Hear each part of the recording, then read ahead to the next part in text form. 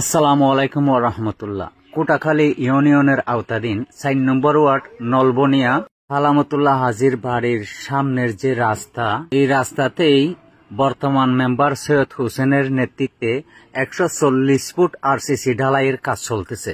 আমরা একসময় সরজমিনে দেখেছিলাম এই রাস্তাটি খুব খারাপ অবস্থায় ছিল। একটা মানুষ মারা গেলে সে লাশটি নিয়ে কবরস্থানে যেতে খুব কষ্ট হয়ে যেত। মানুষের চলাফেরার সুবিধার জন্য সৈয়দ হোসেন মেম্বার এই রাস্তার কাজটি ধরেছেন। আসলে এখানে বর্তমান উপস্থিত আছেন সৈয়দ হোসেন মেম্বার। আমি এলাকার উন্নয়ন সম্পর্কে ওনার কাছ থেকে কিছু জানার চেষ্টা করব। আচ্ছা মামা, আপনার ওয়ার্ডের উন্নয়ন সম্পর্কে আমাদেরকে কিছু বলেন। দেশবাসী, আসসালামু আলাইকুম রহমতুল্লাহ বরকাতুহু। আজকে কোটাখালী ৪ নম্বর ওয়ার্ড নলবনিয়া সালামতুল্লাহ হাজির বাড়ি হইতে আশরাফ বিল্লাহ জামে মসজিদ এবং একটা কবরস্থান সংলগ্ন রাস্তা, একটা ঢালু শিয়া থেকে এখন আমি ৬ ইঞ্চি মতো আরসিসি কাজ চলছে ১৪০ ফুট।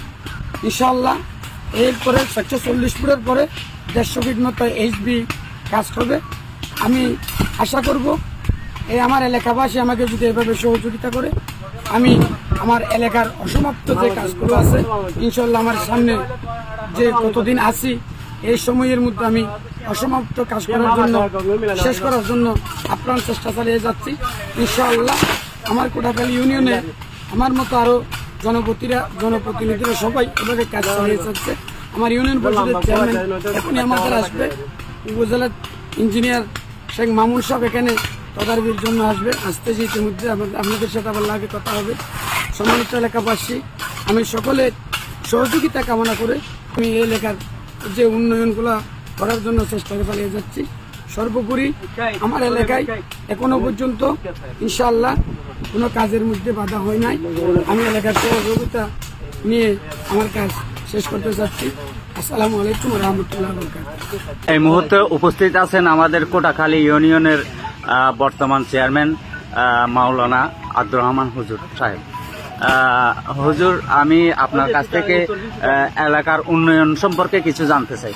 আসসালামু আলাইকুম। সম্মানিত উপস্থিতি, এই কাজটা হচ্ছে কোটাখালী ইউনিয়নের ৪ নম্বর ওয়ার্ডের কাজ নলবনিয়া। এই নলবনিয়াতে এর পাশে আছে একটা জামে মসজিদ এবং কবরস্থান, যার জন্য জনগণ চলাচলের অসুবিধা হবে। আমরা পরিষদের পক্ষ থেকে উদ্যোগ নিয়ে ১৪০ ফুট আরসিসি ঢালাই আর বাদ বাকি ১৫০ এইচবি হবে। এটা জনগণের সেবার জন্য আমরা করে যাচ্ছি। আপনারা দোয়া করবেন, সামনে আরো বাদ বাকি কাজগুলো আছে সেগুলো ইনশাল্লাহ আমরা করে যাবো ইনশাল্লাহ। আসসালামু আলাইকুম।